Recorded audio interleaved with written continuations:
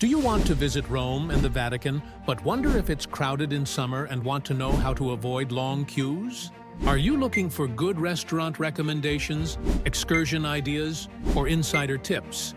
Then this video is exactly for you. Sit back, enjoy a snack, and learn everything you need to know about one of the most historic places in the world.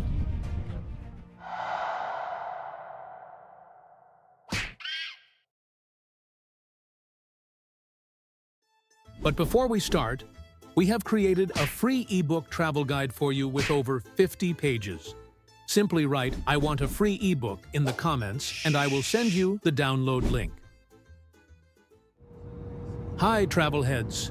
We are on the plane from Hamburg to Rome. Normally, the flight arrives at 11:15 p.m. in 2 hours and 30 minutes. But this time, we have a delay of 2 hours. It's now 1:20 a.m. in the morning already, and we are finally at the airport in Rome. As you can see, ancient Rome already welcomes us at the airport. When we arrive at the baggage claim area, we are greeted by pure chaos. There are orphaned suitcases everywhere, and they are also doing their rounds on the baggage carousels. People lined up in droves to complain, and it took 3 hours for our suitcases to arrive. It's already 4:20 a.m. in the morning now, and we can finally go to our hotel. We've booked San Pietro Grand Suite, which is located 30 minutes away from Rome Fiumicino Airport, close to the Vatican. It's 5 a.m. now. The streets are empty, and we are going to check into our room. You can enter San Pietro Grand Suite at any time with a special code and your smartphone. It's a cozy little place with direct view to St. Peter's Basilica. I will give you the link to the hotel in the description. The next morning, we wake up with this view. Some people are already on their way to visit the Vatican museums. After the stressful journey, we decided to have breakfast at Fresco Cafe and Cucina first. It's just a 2-minute walk from our hotel. You can get everything you need to start a great day of exploring Rome. I choose an omelet with bacon and cheese. Freshly fortified, we now set off to explore Rome. We always try to do everything on foot. Our first destination was Castel Sant'Angelo. It's just a 15-minute walk from the cafe. It's 1:20 p.m. when we arrive at the castle. Castel Sant'Angelo was originally built as a mausoleum, but also used as a fortress, as a refuge and fortress for popes during times of danger, and as a prison. Today, it's a museum with art, artifacts, and history that offers stunning views from its terrace. We are now close to the entrance. A visit to the castle costs 16 euros, and it's open from 9 a.m. to 7:30 p.m., but only from Tuesday to Sunday. The queue is not very long, so we get in quite quickly. During a visit, you basically walk around once, and you can take a look at the various exhibition areas. To go up, you need to go through the dark tunnel area inside. On the first level, there are several opportunities for some nice photos. From here, you already have a fantastic view of the city and the Vatican.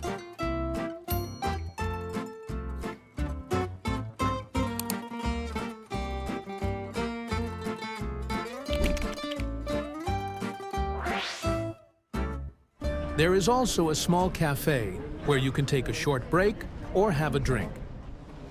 This is followed by another magnificent hall before heading out onto the gigantic terrace.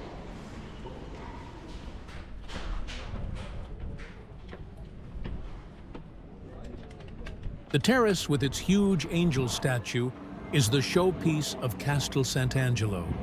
From here, you can see the entire city and all of its sights.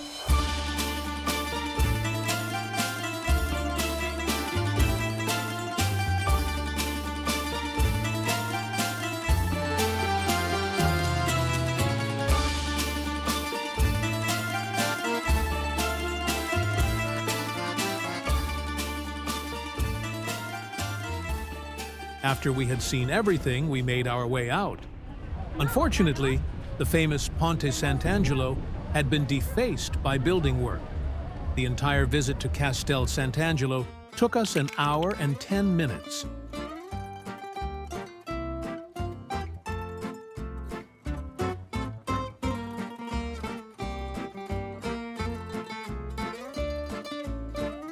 The next destination on our journey is Gianicolo Hill. The 20-minute walk takes you past views like this, interesting monuments, and a lot of statues. On the Piazza Gianicolo, you can see the huge Giuseppe Garibaldi monument, a man who helped unite Italy and is remembered as symbol of freedom, unity, and resilience. The view from the piazza is fantastic. You can nearly see all of the famous places in Rome. The Orto Botanico di Roma is just around the corner, a botanical garden known for its bamboo groves and a further 7,000 plant species from all over the world. A perfect place to escape the hustle and bustle of Rome. You should plan about an hour for the botanical garden. From Orto Botanico di Roma, it's not far to our next destination, the bustling center of Trastevere, a charming neighborhood known for its narrow cobblestone streets, colorful buildings, and lively atmosphere.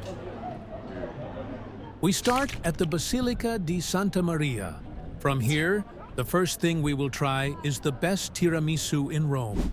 Just a 5-minute walk from the piazza and located at the Via di San Francesco a Ripa, you will find Tiramisu Merisu. The tiramisu here is freshly made in front of the guests, and a mirror above the preparation station lets visitors watch the process.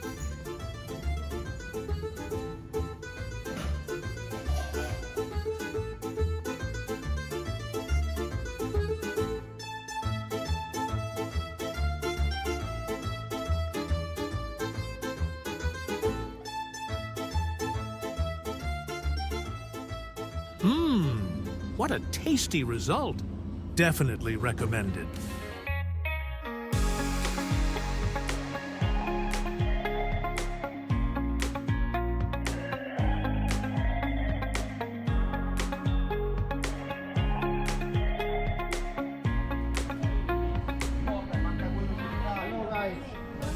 After strolling through this beautiful neighborhood, we really wanted to eat a pizza. Just 1 minute away from the piazza, you will find Casetta di Trastevere. We want to sit inside. Although it's high season in Rome, we didn't have to wait for a table. The atmosphere is cozy and the pizza perfect. You should have this restaurant on the list. On the way back to our hotel through the beautiful alleyways of Trastevere, we stopped briefly for a nighttime visit to the Vatican.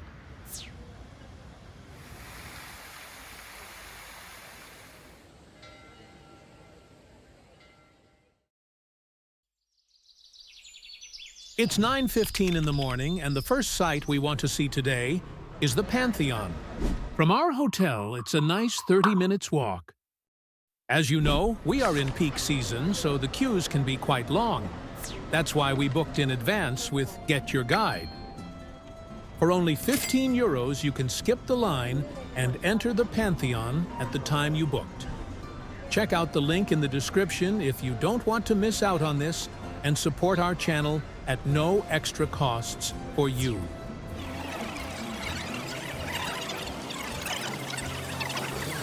As you can see, it's totally worth it to avoid having to queue here. To avoid the queue, simply walk past the Pantheon on the left and meet your guide near the elephant statue at the booked time. Here you will get your ticket, and your guide will take you to the entrance. A quick check, and you're free to enter the Pantheon. That's the way I like it. Fast and easy. The Pantheon is nearly 2,000 years old. That makes it the oldest functioning building in Rome.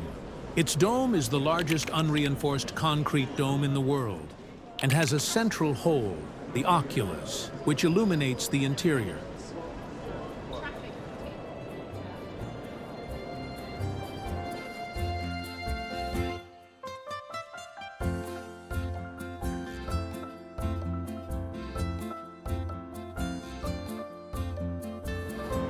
Wow, you really shouldn't miss this building on your trip to Rome.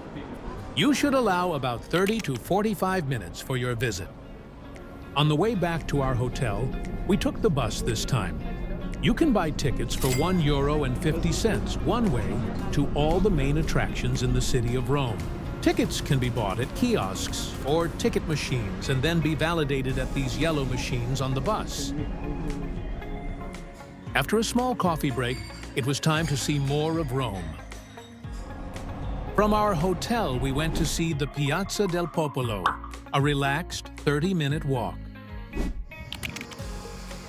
The square is particularly recognizable because of its 24-meter-high Egyptian obelisk. This dates back to the reign of Pharaoh Rameses II. It was brought to Rome by Emperor Augustus. The square features ornate fountains and statues, including the Neptune Fountain. Today, Piazza del Popolo hosts concerts, events, and celebrations, making it a lively gathering spot in Rome. You can climb the nearby Terrazza del Pincio for stunning panoramic views of the square and the city skyline. This is definitely one of our favorite viewpoints. From Piazza del Popolo, it's just a short 11-minute walk to the famous Spanish Steps.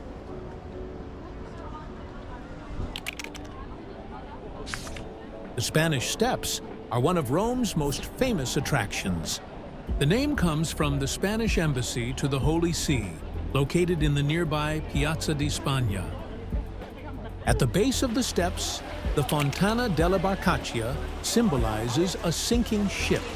Behind the fountain, there are 135 steps connecting Piazza di Spagna to the Trinità dei Monti Church. From the top, you can enjoy stunning views over Rome's rooftops and Piazza di Spagna below. A few meters away, you shouldn't miss the Column of the Immaculate Conception, a Catholic monument celebrating the Virgin Mary and her Immaculate Conception.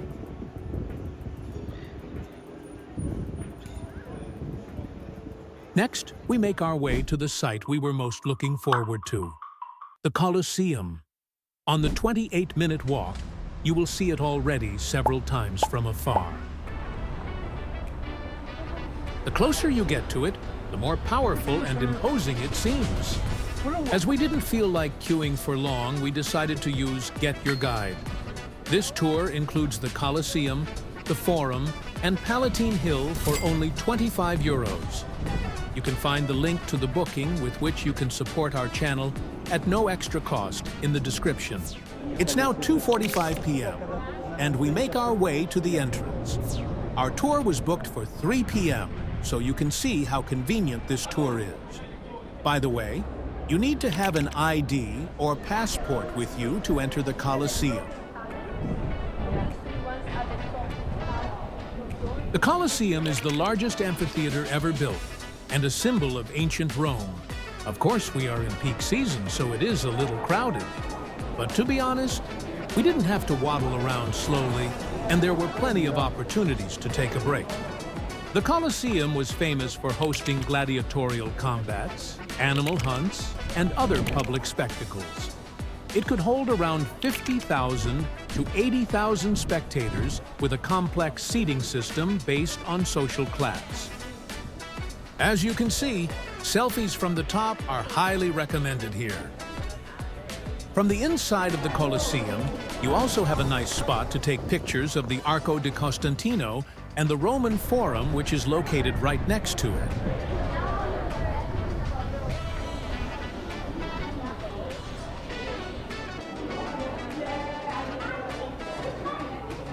You can also decide to book a tour in the underground part of the Colosseum, but in our opinion, it's enough to see it from above.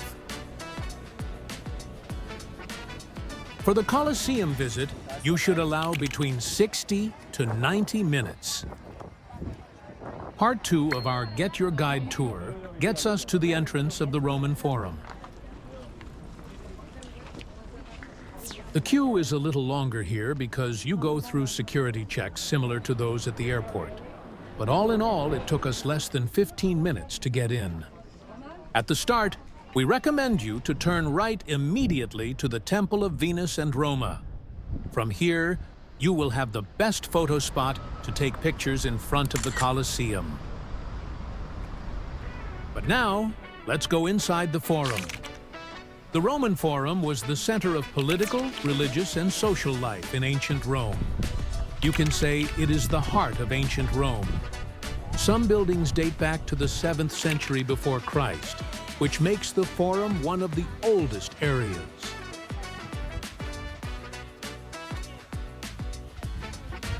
The Forum featured numerous temples, including those dedicated to Saturn, Vesta, and Castor, and Pollux.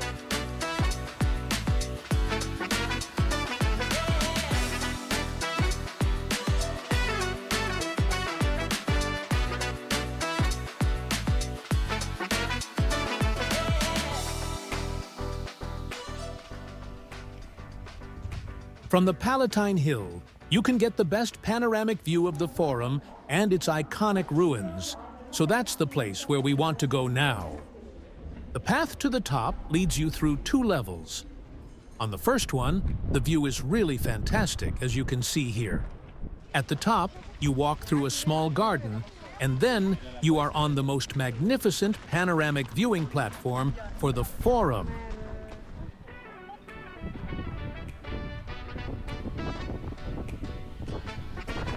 Take a look at this. Isn't that amazing? Unbelievable view. This part of Rome really should be on everyone's to-do list.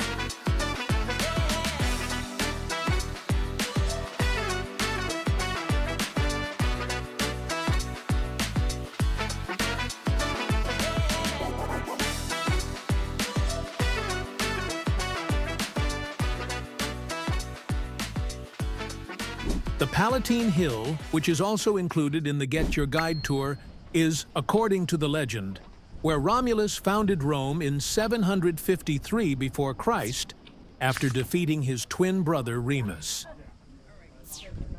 This makes it the birthplace of Rome and a must-see. For the Forum and Palatine Hill, you should allow 1.5 to 2 hours. After this great tour, we take the bus to Piazza Navona. It's already 6 p.m., and unfortunately, the place is almost completely under construction. Nevertheless, we were able to see a few fountains and the Church of Sant'Angelo in Agone. It is a lively area with many artists, souvenir stalls, and restaurants. And speaking of restaurants, here is our top recommendation. The I Pizzicaroli in the Via della Fossa, just 2 minutes away from Piazza Navona. At 7 p.m., we had absolutely no trouble finding a table in this great rustic restaurant.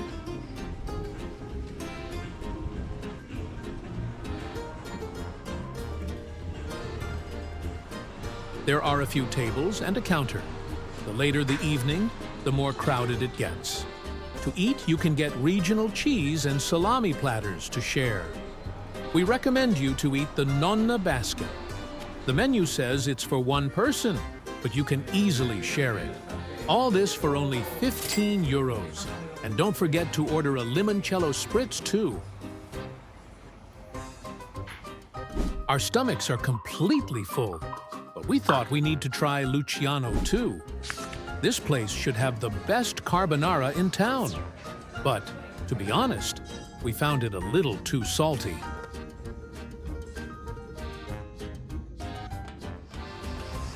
On the way back to the hotel, we stopped at Castel Sant'Angelo for these great nighttime shots.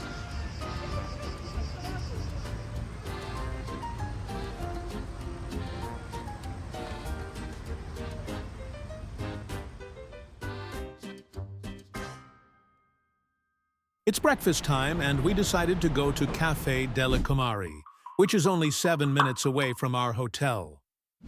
The English breakfast tastes good, but we recommend to eat a few of these croissant sweets. They have a huge selection here.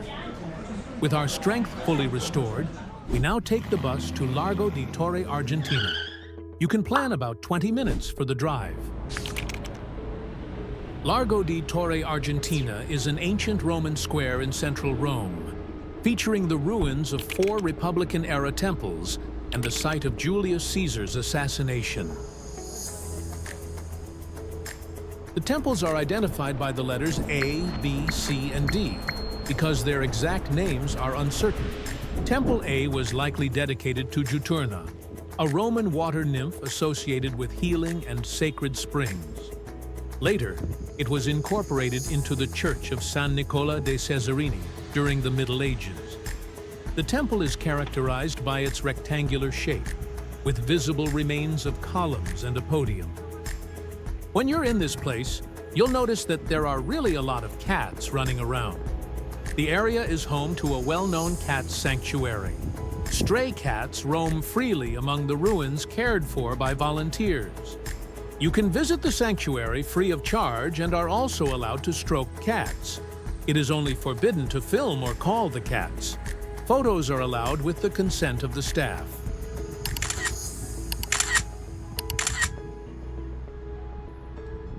Cats are cute, but for us, it's on to Piazza del Campidoglio, a leisurely 10-minute walk.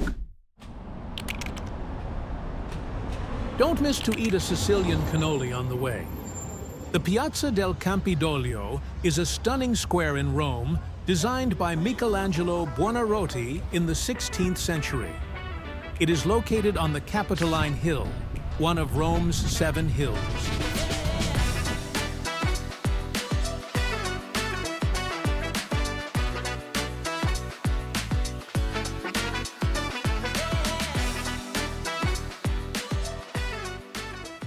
If you go left or right behind Palazzo Senatorio, you'll have another great view of the Roman Forum. If you leave Capitoline Hill, you can already see the next big site to your right. The Atrio della Libertà is a significant architectural space within the Vittoriano monument. It is dedicated to liberty, symbolizing Italian unification and independence.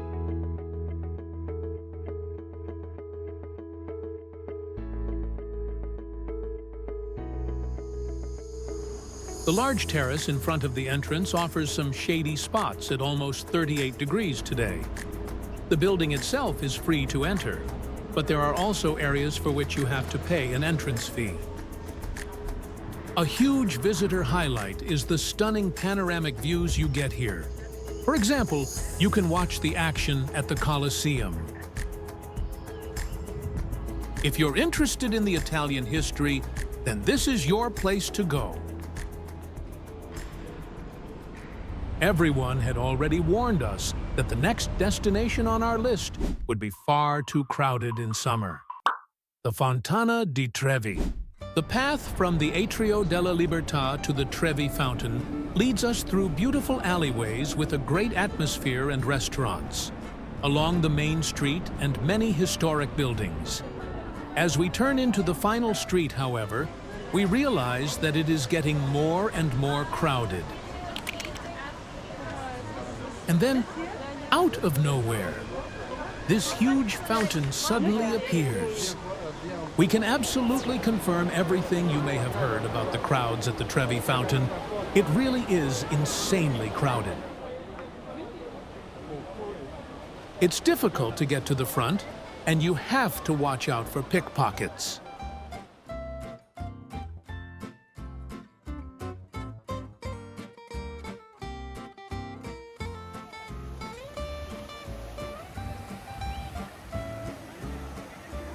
Isn't that insane? So many people, and I can say one thing in advance. We couldn't see it at any time of day with fewer people. We took a relaxed stroll through the really beautiful streets in this neighborhood before deciding to have another meal at I Pizzicaroli at around 7 p.m. We simply love this place. A nice beer with a nonna basket. And that's how we ended up on day 3. One reason why we booked our hotel next to the Vatican is because we wanted to spend a whole day there, and in peak season, it's absolutely necessary to start early. It's 7 a.m. now, and we are on the way to our meeting point. It's a quick 8-minute walk from our hotel, so it's perfect for an early morning start. We booked the tour with GetYourGuide. You can find the link in the description. If you want to support us, you can simply book the tour via this link and help support our channel at no extra cost to you. Thank you very much. The meeting point is the Al San Michel Cafe. I don't know why it's not on Google Maps, but we put the coordinates in the description. Here you will be registered and can grab a free snack and drink or coffee before the start. The tour starts at 7:30 a.m. on the dot. Together with the guides, you will walk to the entrance of St. Peter's Dome. During high seasons, the waiting time at the security can reach up to 150 minutes, so you should really consider booking an early morning tour. We arrive at the queue at 7:34 a.m. Entry to the Vatican is subject to a strict dress code. Please make sure your shoulders and knees are covered. Low-cut or sleeveless tops or shorts are not allowed for men or women. If you are wearing clothes that do not comply with the dress code, don't worry. If you're early, they have free scarves for you to cover those body parts. It took us only 25 minutes for the security check. Now, your guide will buy tickets for you, and then you can decide if you want to take the elevator or walk the steps. We take the elevator to save time and energy. The elevator will take you to the first level of the dome. To reach the top, you will need to climb 300 steps. On this level, you can already take a look at the inside of St. Peter's Basilica.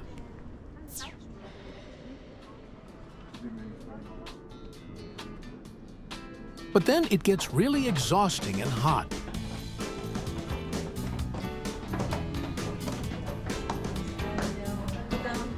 Yeah. Is what?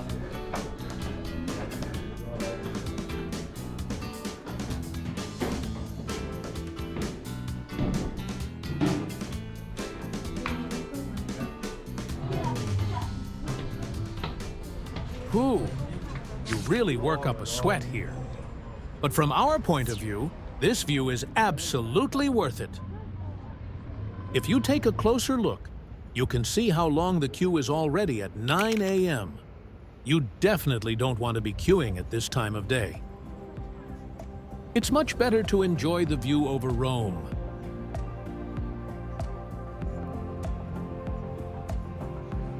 From up here, we can already see the destinations for this afternoon: the Sistine Chapel and the Vatican Museums.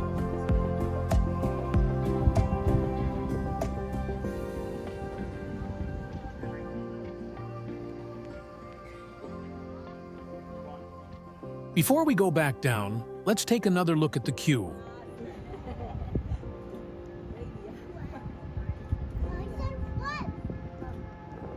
Oh my God, I'm so happy we started in the early morning. The way down is really nothing for claustrophobic people.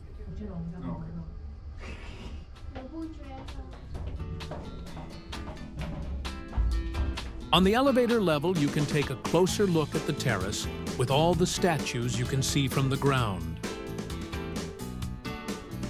And if you turn around, you can see the top of the dome. The atmosphere on this level is very relaxed, and there is also a store where you can buy souvenirs, drinks, and even postcards, which you can drop straight into the letterbox. For the way down, we take the steps and arrive directly in the Basilica. St. Peter's Basilica is the largest church in the world that can hold over 60,000 people. The Basilica is said to be built over the tomb of St. Peter, one of Jesus' apostles and the first pope. The iconic dome was designed by Michelangelo, who worked on it until his death at age 88.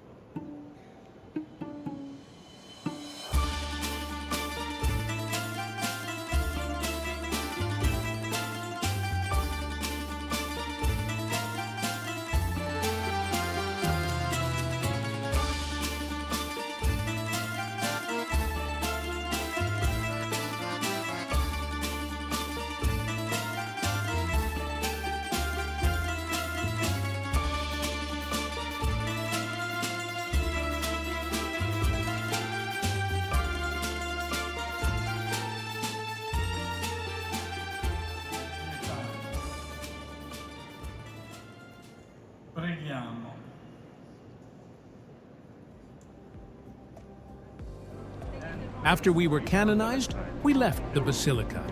By the way, don't miss the colorful uniforms of the Swiss guards, the Pope's protectors who give the Basilica even more charm.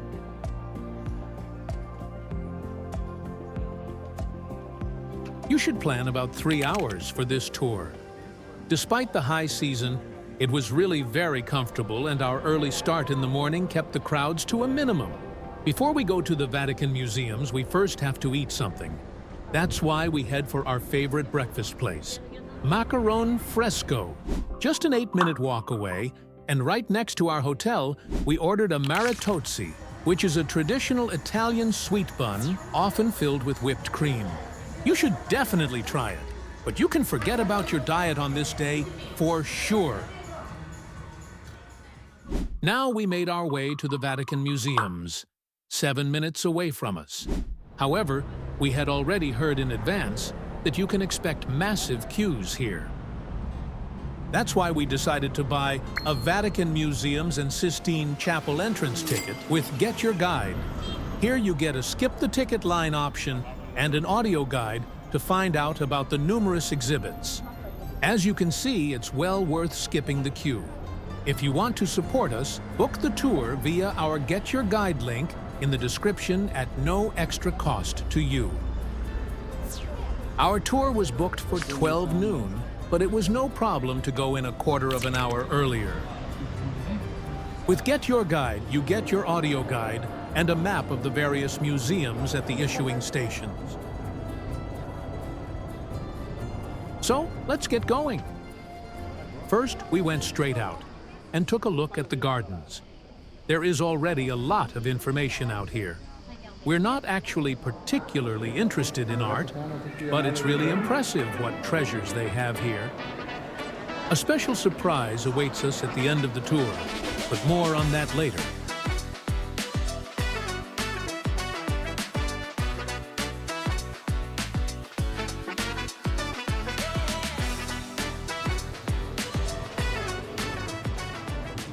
The Vatican Museum's house, an invaluable collection of art and artifacts, with a symbolic brand value estimated at approximately $133 billion. The halls here are really incredibly impressive.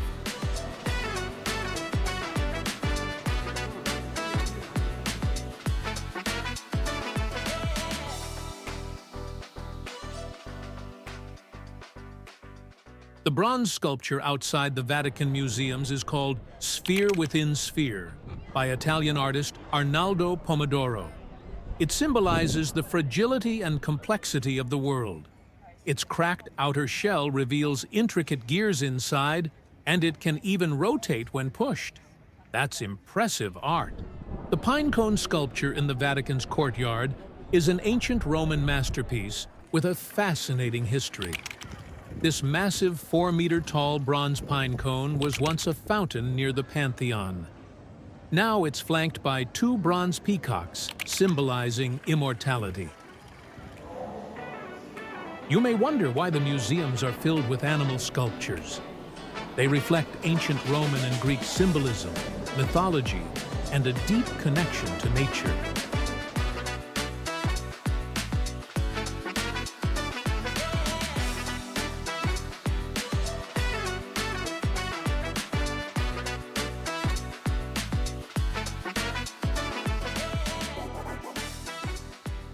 From time to time, you should not miss to take a look out of the window.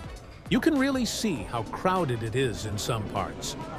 This becomes particularly noticeable when you get closer and closer to the Sistine Chapel, the main attraction of the museum. Filming is not permitted in the Sistine Chapel. However, when we met a nice German couple later that evening, they told us that they took short videos of the chapel anyway and kindly made them available to us, so that we can use it in this video.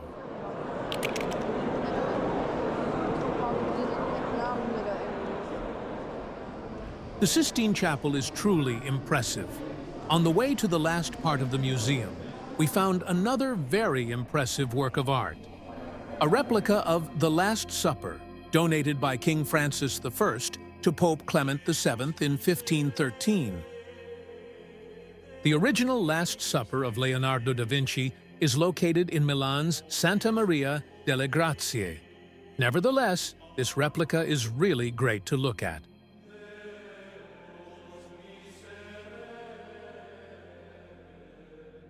It took us 3 hours to complete the entire tour of the museums. But if you are very interested in art, then please plan roughly 5 hours. On the way back, we wondered how long the queue still was and made our way to Bona Pizza, which is right next to our hotel. A good place to try lots of flavors at once. Yummy! We rested a little in the hotel and then went for a drink in Les Étoiles bar at sunset. It is also known as the Terrace of Rome, and here you not only have a great view of the Vatican and the city, but you can even take the most beautiful photos for your social media presence on an absolute Instagram photo platform. Of course, we waited here until the sun went down. Just take a look at this view and this wonderful atmosphere. But the place was too expensive for us to eat. But it was great for a few drinks. It was really no wonder that the photo platform was in constant use.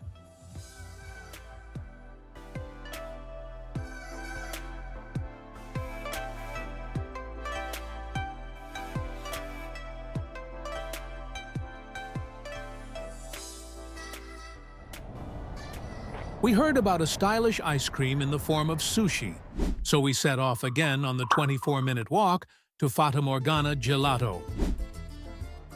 The city center of Rome at night is really beautiful, and the ice cream was not the cheapest, but very tasty. But you had to eat it quickly in the heat. At 10:30 p.m., we had the idea to stop by the Trevi fountain again and thought that there might be fewer people there now. But no such luck. We've come to terms with the fact that it's always very busy here.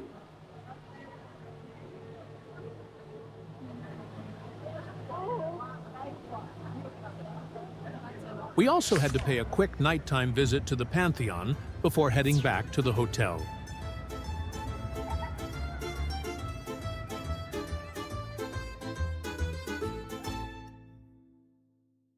This morning we decided to go to the Mercato Trionfale for breakfast. We reached the market in just 11 minutes from our hotel. With over 200 stalls, Mercato Trionfale is one of the city's largest markets. From fresh fruits, veggies, and seafood to Italian cheeses, cured meats, and handmade pasta, you can find everything here. The main reason for our visit was a porchetta panino, a classic Italian sandwich made with traditional roasted pork. Very tasty, but also greasy. After a traditional espresso, we set off on the 34-minute bus ride to the Hercules Victor Temple. A short walk over a bridge, and we arrive at the temple. It's the city's oldest surviving marble temple, originally dedicated to Hercules, the protector of travelers and traders. Next to the temple of Hercules Victor is the temple of Portunus, dedicated to the Roman god of ports and harbors. It's one of the best preserved Roman temples, thanks to its conversion into a Christian church in the Middle Ages. From here, we went on a 9-minute walk to the Terrazza Belvedere Aventino.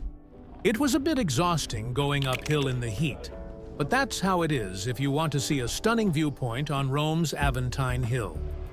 It's a peaceful spot to relax and enjoy the beauty of Rome away from the crowds. It is also perfect for sunset visits, by the way.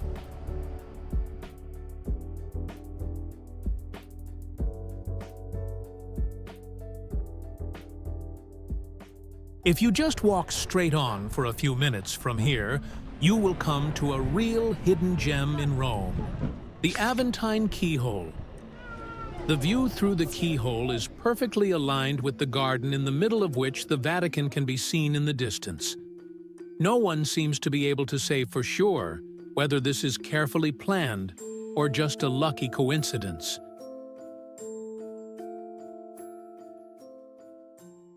From here, we make our way to Santa Cecilia in Trastevere. We hadn't seen this part of the district on our first visit. It's known for its stunning mosaics, a hauntingly lifelike marble statue of the saint, and its underground crypt, which holds ancient Roman ruins. Normally a hidden gem in the lively Trastevere district, but sadly not for us today. Unfortunately, we were unable to enter the Basilica as a wedding was taking place, so we have to be satisfied with the equally beautiful external appearance. After all that walking, it's time for a break at the Café dell'Arance. Trastevere really is our favorite part of Rome. The atmosphere and the people here are super relaxed and always in a good mood. At Café dell'Arance, you should try their refreshing Spremuta d'Arancia, which simply means fresh orange juice.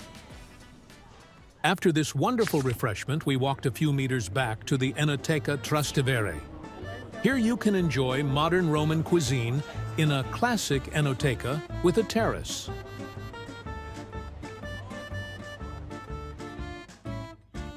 The later the evening, the more the district wakes up. There are more and more people, but we still find the atmosphere very pleasant and relaxed. By the way, for Rome in summer, you should be equipped with refillable water bottles because there are fountains with drinkable water everywhere. A wonderful evening in this great part of the city comes to an end. An absolute recommendation for your Rome vacation.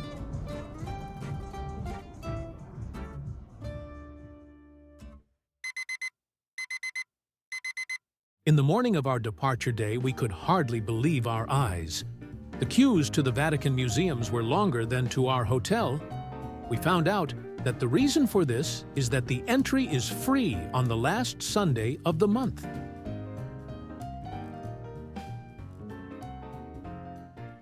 It is now time for us to leave. For the transfer to the airport, we use GetYourGuide once again. For a mere €7 per person, you can get to Fiumicino Airport in around 50 minutes. You can find a link to the booking in the description. If you use our link, we get a small monetary bonus, and you support videos like this at no extra cost. Thank you very much.